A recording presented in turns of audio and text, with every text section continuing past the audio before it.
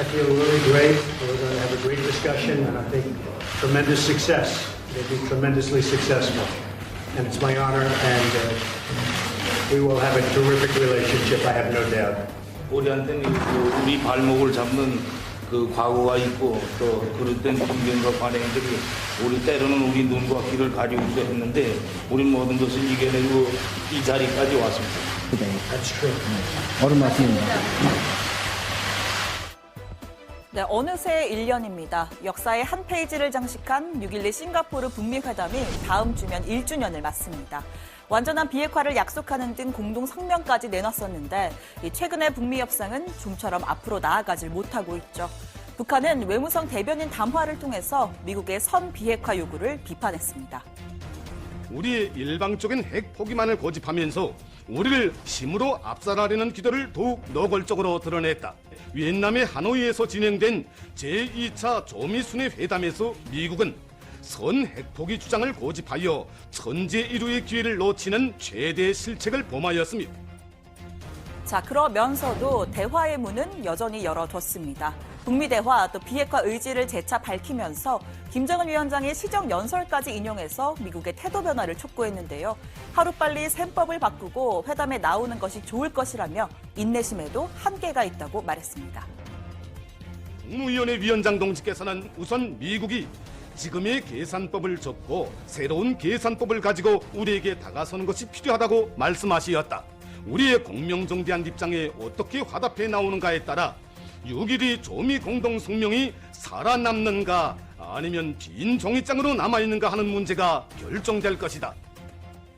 자, 이렇게 다소 센 표현도 나오기는 했지만 진위는 다시 대화에 나서자는 쪽에 방점이 찍혀 있습니다.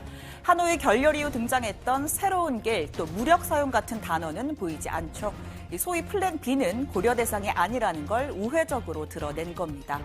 또 북한은 최근 노역설 또 근신설이 돌았던 김영철 부위원장과 김여정 부부장이 이렇게 보란 듯이 건재하다는 걸 알렸습니다. 근 2달 만에 잠적을 깨고 김정은 위원장과 한자리에 있는 장면을 공개한 겁니다. 하노이 회담 결렬 원인 분석, 또 내부 조직 정비가 얼추 마무리됐다는 분석이 가능하고요. 또 대미 협상 라인이 불안정하다는 안팎의 의구심도 불식시키겠다는 의도가 엿보입니다. 평양은 최고 용도자동 측에서는 열광적으로 환호하는 군중에게 오래도록 따뜻이 손줘 주셨습니다. 김영철 동지, 저용원 동지, 김효정 동지, 당과 정부의 관계들과 평양 시민들이 공연을 관람했습니다. 자, 이번엔 노역도 아니고 근신도 아니고 아예 총살설까지 나왔던 김혁철 대미 특별대표도 여전히 살아있는 것으로 보입니다. 앞서 일부 언론들은 김 대표가 지난 3월 외무성 간부 4명과 함께 조사를 받은 뒤 처형됐다라는 보도를 내놨는데요. 우리 정보당국이 파악하고 있는 내용은 달랐습니다. 김 대표가 지난 4월 13일 북한 노동당 행사에 등장했고 이 사실을 사진 자료를 통해서 확인했다는 겁니다. 문책을 받았더라도 극단적인 처벌은 아닌 것으로 보인다는 설명도 덧붙였습니다. 자, 관련해서 미국의 CNN도 김 대표가 조사를 받고 있지만 현재 살아있다고 보도했습니다. 자, 김정은 위원장 역시 지난달 미사일 도발 후에 잠행을 깨고 잇따른 공개 행보에 나섰습니다. 군수공장 시찰, 또 군부대 공연에 대집단 체조 관람까지 했습니다. 특히 군부의 사기를 북돋으려는 장면이 여럿 포착됐습니다.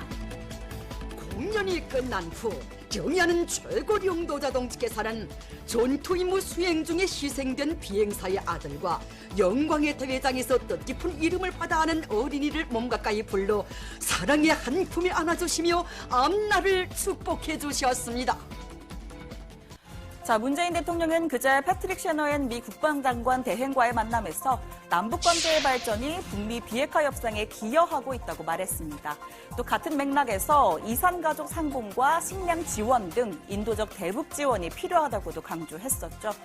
자, 현 정부 들어 첫 정부 차원의 인도적 지원이 이제 본격적으로 시작됩니다. 통일부는 오늘 800만 달러, 약 94억 5천만 원 규모의 대북 지원에 대한 남북 교류협력 추진협의회 의결 절차를 마무리했습니다. 김현철 통일부 장관의 최종 결재까지 떨어졌고요. 실제 송금은 빠르면 이번 주 안에 집행될 예정입니다.